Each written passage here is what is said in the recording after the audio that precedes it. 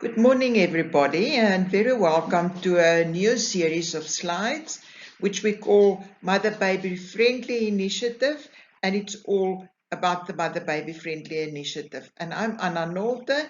I'm going to teach you in this course. Now, there are 5 lessons going to be, or 5 groups of lessons going to be in this course. Excuse me, in lesson 1, we will do orientation on Mother Baby Friendly, the initiative, and the 10 steps, breastfeeding steps. And then we're also going to do a few slides on counseling and communication skills. And then in lesson 2, we will spend some time on anatomy and physiology mostly, but then also on certain aspects of breastfeeding. Lesson 3 will be to assist the mother in getting the baby to latch. Lesson 4 is helping a mother to manage milk expression and to deal with possible newborn problems. And in lesson 5, we will do possible breast problems and transition after discharge. Now, in this first group of lessons, we are going to talk, as I've said, I'm going to do a little bit of the orientation on the Mother Baby Friendly Initiative. And then we're going to concentrate on some counseling and communication skills, especially in your communication to the patient in order to motivate her to breastfeed and to support her and in the breastfeeding process. So I'm going to teach you some listening and learning skills whenever you're engaging in a conversation with a mother, and then also some skills in the building of confidence and in giving support. And then in the last part 3, we will talk about the antenatal conversation about breastfeeding, which will be mostly about motivating the mother to breastfeed.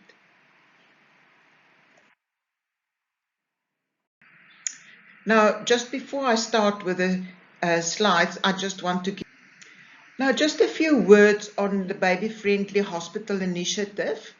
Now, first of all, just before I start with the Baby Friendly Hospital Initiative, what's the difference between BFHI and MBFI? South Africa have changed the name Baby Friendly Hospital Initiative to Mother Baby Friendly Initiative, and that's just with the emphasis on both the mother and the baby, while it initially started as the Baby Friendly Hospital Initiative by the World Health Organization, and UNICEF, and they launched this Baby Friendly Hospital Initiative in 1991.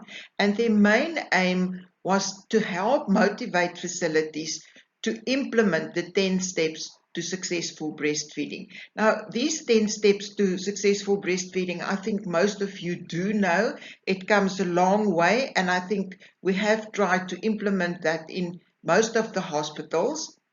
It's a package of policies and procedures, and I will go through it a little bit in a little bit more detail just now.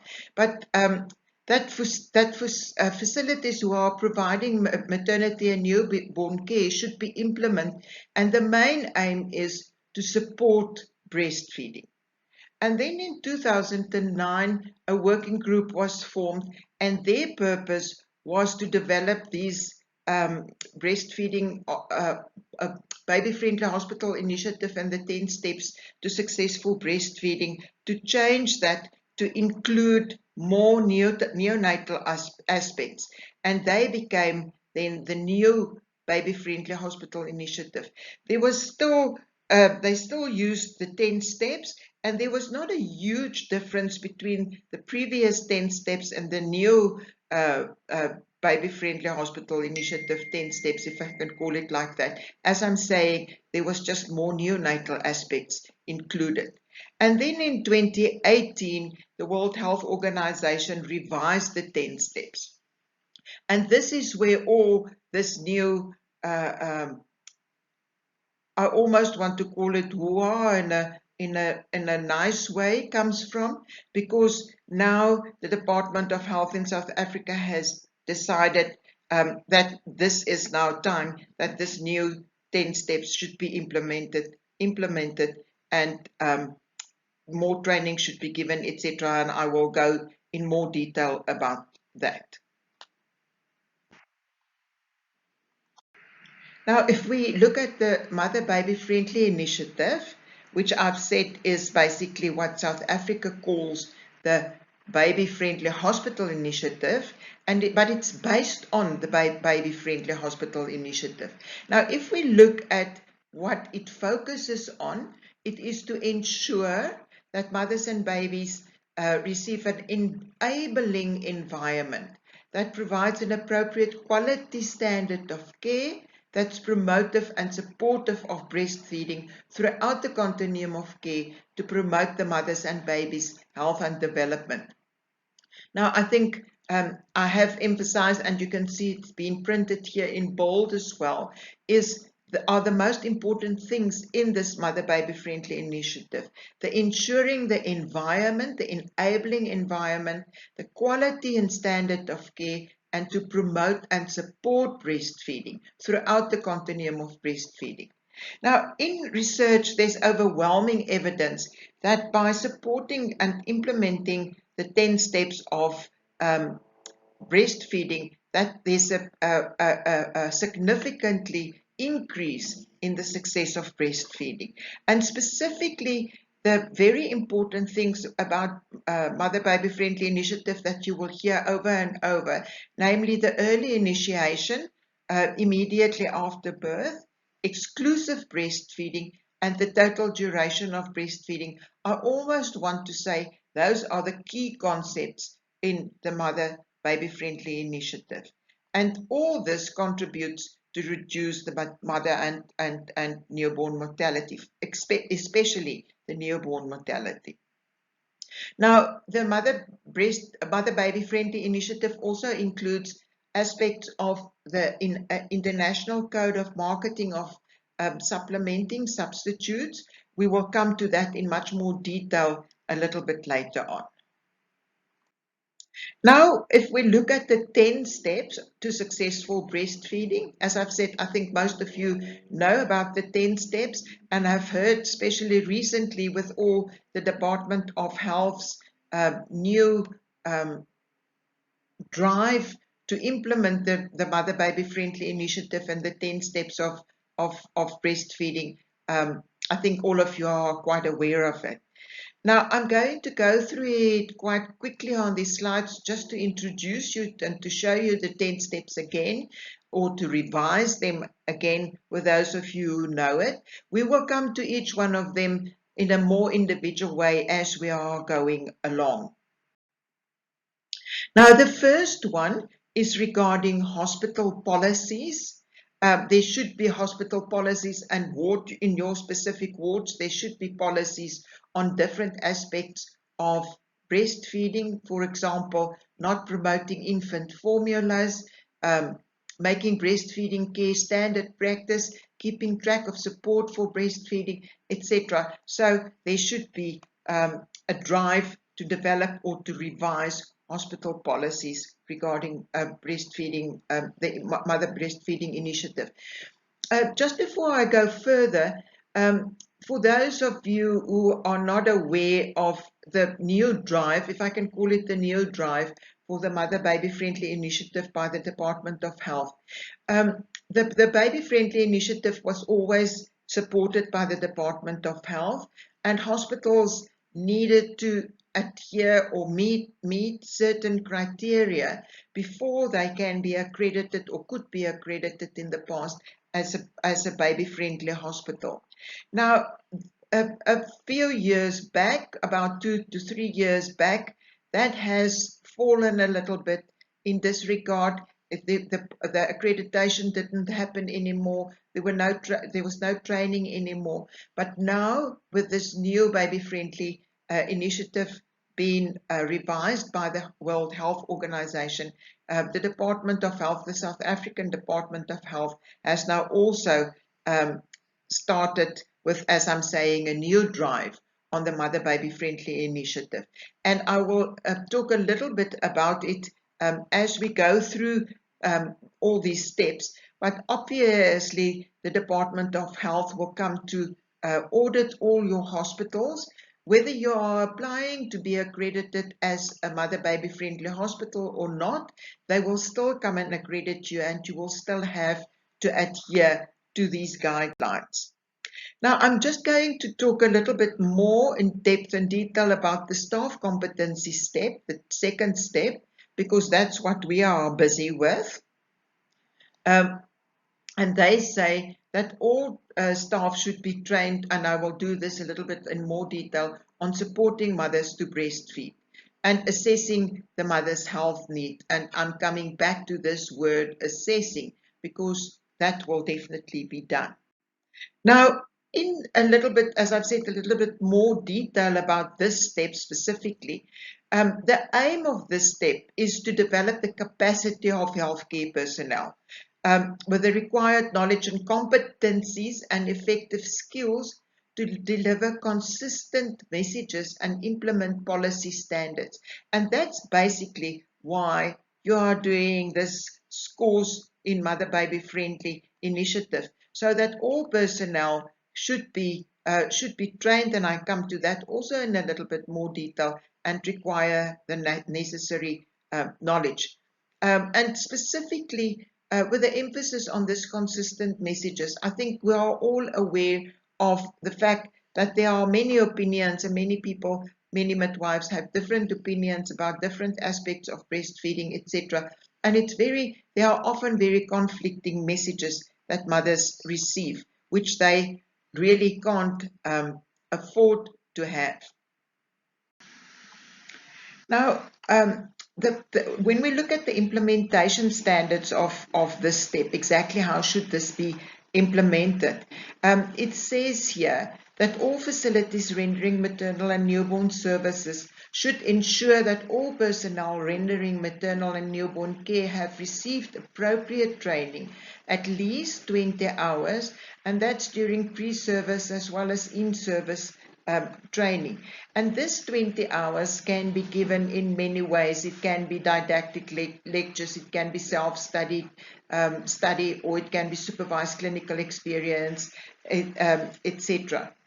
But what is very important in the total training of this MBFI is that it should not only be theoretical knowledge and following a curriculum, but that it should also focus on practical skills.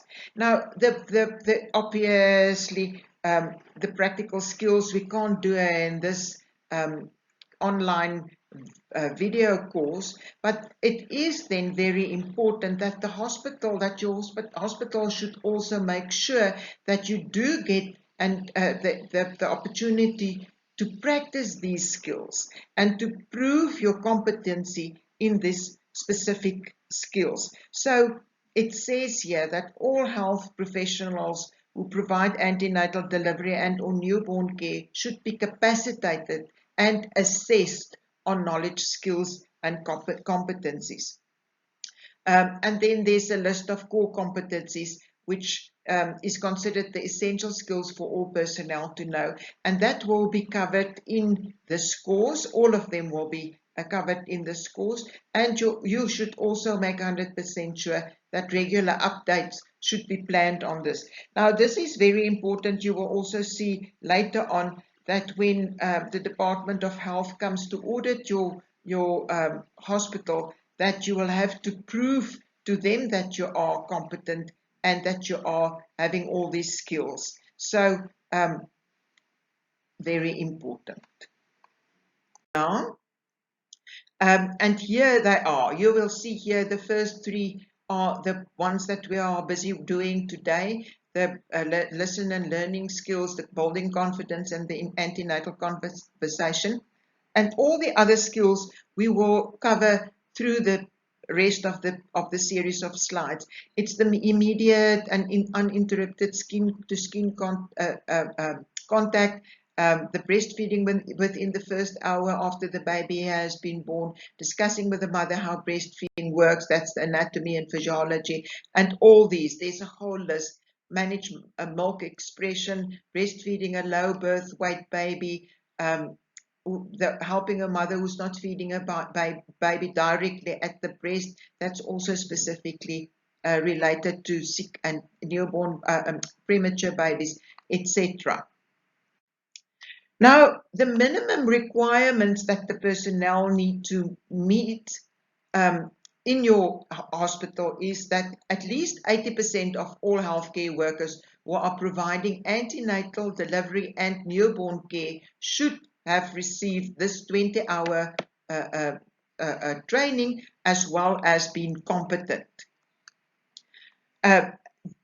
Been proven competent, so your hospital will have to prove that each and every of these 80% of healthcare workers should be competent.